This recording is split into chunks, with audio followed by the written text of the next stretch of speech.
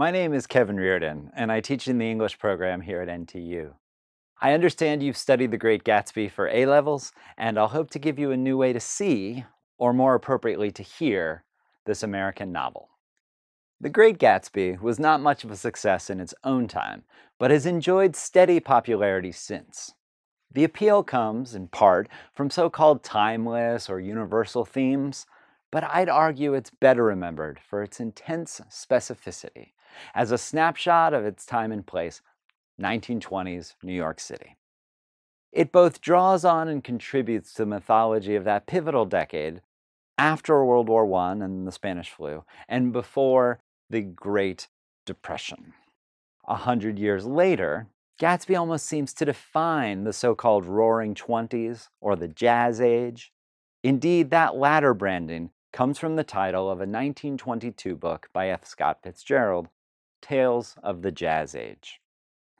As with Mark Twain's naming of the Gilded Age, Fitzgerald's Jazz Age is a handy example of how literature provides history of a moment, or how it gives language for characterizing something that's still unfolding, for understanding experience before it's settled into history. The word jazz appears 4 times in the novel, all within about 15 pages. But somehow jazz, whether as music, a style, or a state of mind, seems like more than a word here, wafting beyond the chapter and beyond the book itself. To speak of the Jazz Age conjures a fantasy of flapper dresses, long cigarettes and cocktail glasses, green light coming off the curves of trombone slides and trumpet bells. All this stuff is in The Great Gatsby, and yet Fitzgerald and his narrator, Nick Carraway, remain ambivalent. A familiar read is that the novel is a critique of superficiality, wealth, and the American dream. However, Fitzgerald's celebration of the Jazz Age has proven more powerful than the corresponding concerns and commentary. And now, the novel is recalled as a stylish reverie, boiled down to icons from Robert Redford's film, or more recently, Baz Luhrmann's. You can find Gatsby styles on Pinterest and Instagram. Gatsby is a leading line of male hair care products. Of late, it's also a party theme, and there are companies to help outfit you for this high-class cosplay. What is Gatsby without a casino or the glittered acrobats? What is a Gatsby party without a yellow car? This is now Gilded Age global culture, familiar to New York and Singapore alike. Here, it's related to the allure and the problems of something like Crazy Rich Asians. It's in the architectural charm of the faux Art Deco building in Bugis. And Singapore has its own party-like Gatsby events. Yet all these people seem to have read a different novel than we did, right? That yellow car you want for your party? It runs over a woman and then leads to a murder-suicide. Party like Gatsby? He has the least fun of anyone there. At the novel's end, Nick finally passes judgment on Tom and Daisy as quote-unquote careless people. To read The Great Gatsby and all this Jazz Age gloss is to be a bit careless as readers. But how can we hear the Jazz Age any differently from Fitzgerald's work? I'll now flip the record, give a little context, and go back into the book, where I think jazz might tell us a few things about race, about fads and history, and about how Nick and Fitzgerald musically play modernist prose. So, jazz. When we think of jazz, it's background music in a coffee shop or some classed-up reception. If getting into it, we probably dive into the 1950s and 1960s for bebop and cool, when everything seems to turn blue. But the word jazz predates all that, even the music. It's slang associated with athleticism, particularly baseball. It's energy, excitement, pep, nonsense or rubbish. It was first used regarding music right at the end of World War I, in 1918 Chicago. This new genre, braided with ragtime, blues, and swing, came north from the American South as part of the Great Migration.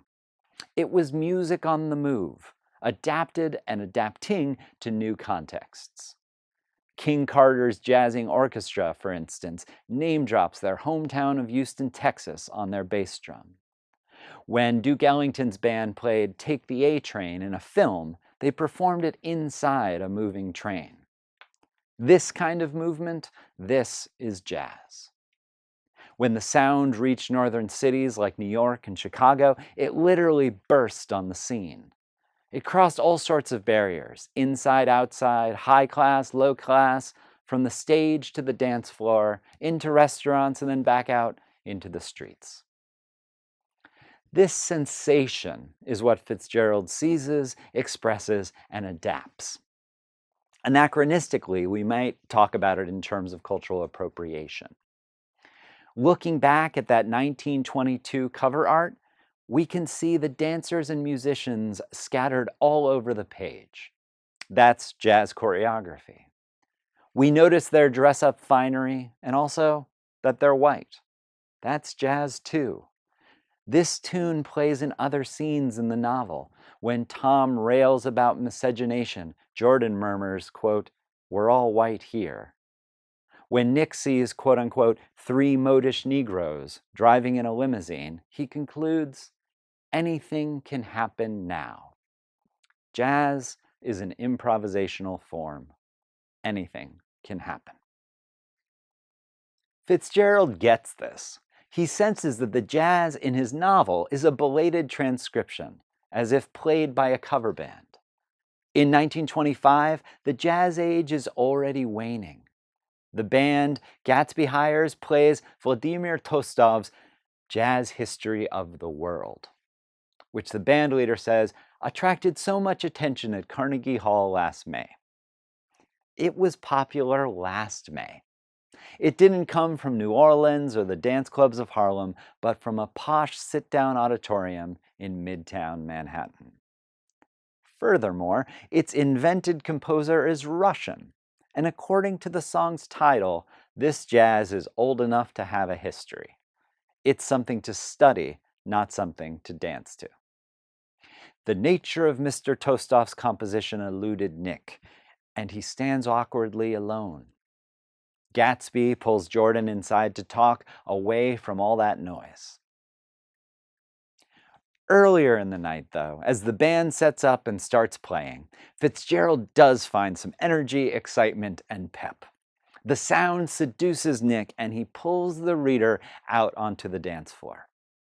Here, we can read The Great Gatsby like a music score, and I'll show you how the verb tenses track the shifting time signatures. Most of this book is in the past tense, but with jazz, anything can happen now. It begins. A bar with a real brass rail was set up and stocked with gins and liquors and with cordials. By 7 o'clock, the orchestra has arrived. No thin five-piece affair, but a whole pitful of oboes and trombones and saxophones and viols and cornets and piccolos and low and high drums. The last swimmers have come in from the beach and are dressing upstairs. The bar was set up. The orchestra has arrived, and after Nick plays all the sounds of the instrument names, the swimmers are dressing right now. The narrator just played us into the present tense. Now it's straight up present, and listen to Nick get playful, with voices filling up and splashing out of martini glasses. Laughter is easier minute by minute, spilled with prodigality, tipped out at a cheerful word. Then, a single sentence. The groups change more swiftly, swell with new arrivals, dissolve and form in the same breath. Already there are wanderers, confident girls who weave here and there among the stouter and more stable, become for a sharp, joyous moment the center of a group, and then, excited with triumph, glide on through the sea change of faces and voices and color under the constantly changing light. Nick weaves us through the oboes and trombones and saxophones until a few pages on, He takes a breath and slides into retrospect.